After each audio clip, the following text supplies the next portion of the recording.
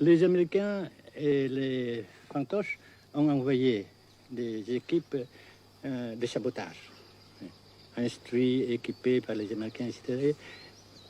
Et nous les avons pris. Peut-être vous avez entendu parler, n'est-ce pas, des procès. Oui. Et vous en avez pris souvent, à diverses reprises? Assez souvent. Est-ce que vous avez peur que les Américains portent la guerre au Nord-Vietnam? Nous n'avons jamais peur, n'est-ce pas? Comme les Français aussi, on dit que peur n'existe pas. Est-ce que vous pensez, Monsieur le Président, qu'il y a une solution militaire à la guerre du Sud-Vietnam? Non. Parce que vous savez que le peuple Vietnam, c'est un. Et le pays du Vietnam, c'est un. Les Américains ont fait une guerre d'agression, comme qui dit, c'est une guerre non déclarée. Et, comme vous savez aussi, vous avez pu lire dans la presse, n'est-ce pas, bien, mondiale, que plus la guerre prolonge, plus les Américains et leurs valets, n'est-ce pas, comment dire ça,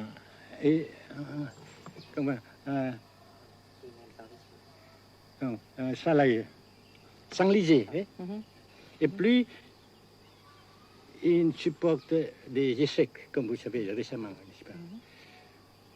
Par conséquent, la guerre ne peut pas durer éternellement. Et je suis très heureux que les politiciens haut placés français ont reconnu cela. Vous pensez que le général de Gaulle pourrait en quelque sorte, à un certain moment, arbitrer le conflit? Arbitrer, qu'est-ce que vous comprenez par le mot arbitraire? Nous ne sommes pas des équipes de football. Mais au-delà des accords de Genève, si je ne me trompe, une idée du général de Gaulle est la neutralisation de tout le sud-est asiatique. Est-ce que c'est une idée qui vous semble intéressante? Comme j'ai déjà dit quelquefois, c'est une idée intéressante.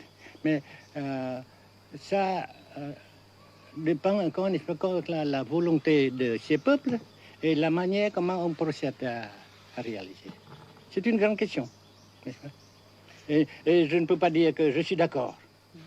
Et je ne dis pas que je ne suis pas d'accord, n'est-ce pas? Mais parce que vous dites, par exemple, vous dites fleurs. Fleurs, il y a beaucoup de sortes de fleurs. Il y a des roses, des blanches, des rouges, etc. Et il y a qui sont bons et d'autres qui ne sont pas bons. Mais on dit fleurs. Monsieur le Président, nous avons constaté avec chagrin qu'au cours de notre voyage au Nord-Vietnam, que l'influence française était devenue à peu près inexistante dans votre pays. Les moins de 25 ans ne comprennent plus du tout le français. Et je me demande si, à votre idée, des rapports peuvent se rétablir tels que la France continue à jouer une sorte de rôle culturel ici. Avec la France surtout et avec tous les autres pays. Nous voulons avoir une coopération amicale, culturelle, économique, etc.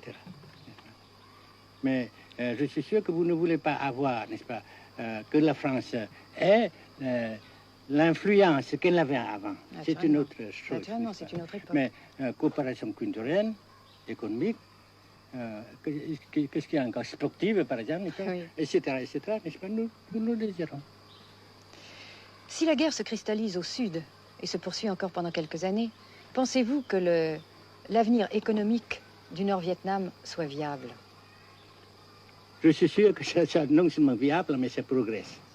Parce que vous avez vu vous-même, vous avez constaté vous-même qu'ici, nous travaillons beaucoup, notre peuple travaille beaucoup, avec abnégation, n'est-ce pas, et avec dévouement, avec enthousiasme.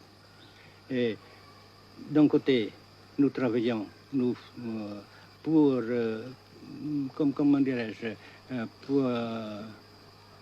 principalement, n'est-ce pas, de nos propres forces, de nos propres... Et aussi, nous avons, n'est-ce pas, l'aide fraternelle des pays socialistes, n'est-ce pas.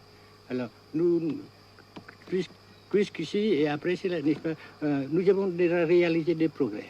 Pas très grand comme nous voulons, mais nous avons réalisé des progrès. Et dans l'avenir, nous progressons de même. Mais vous mentionnez là l'aide des pays socialistes.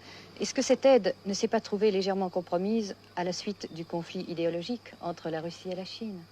Non, parce que ces questions, n'est-ce pas, différences idéologiques entre nos différents partis frères, c'est nos affaires intérieures. Ça passera. Et l'unité, ça se fera. Mais l'aide fraternelle continue et continuera. Et c'est très précieux pour nous. Bien sûr. Mais certains ont l'impression chez nous, Monsieur le Président, que le Nord-Vietnam se trouve actuellement assez isolé, asphyxié même, et que politiquement, il pourra difficilement éviter de devenir une sorte de satellite de la Chine. Qu'est-ce qu'on peut répondre à cela? Jamais.